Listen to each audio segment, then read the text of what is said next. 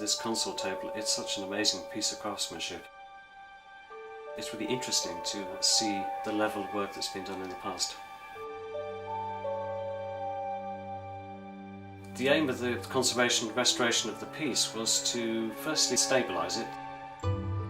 It had lots of chips in the gesso, so you could see the wood underneath. Missing tips of leaves, tips of scrolls, and a big carved scroll at one end was missing entirely.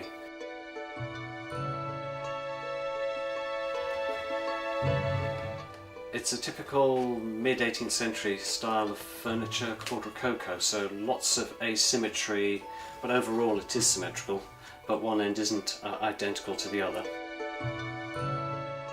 The basic structure's carved line. Over that carved wood you paint a layer of gesso, and you use that to build up the surface to get it finer and finer.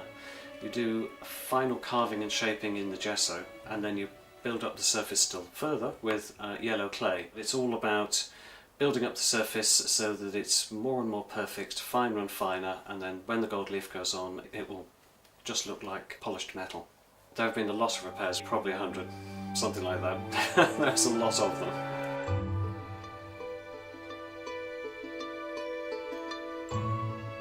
I think it's important that we conserve things like this table. It's such a great example of craftsmanship, and it speaks to a world where things were made by hand and things were made with great care, and making this table would have fed the makers of it for months, probably. It would have taken huge amounts of time to make.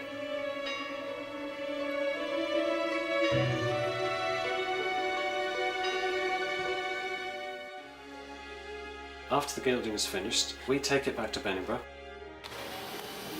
where we finish the cleaning and we'll tone down the new gilding so it's a bit less bright, and we'll do this work in front of the public. National Trust members and visitors are really important to conservation projects like this console table.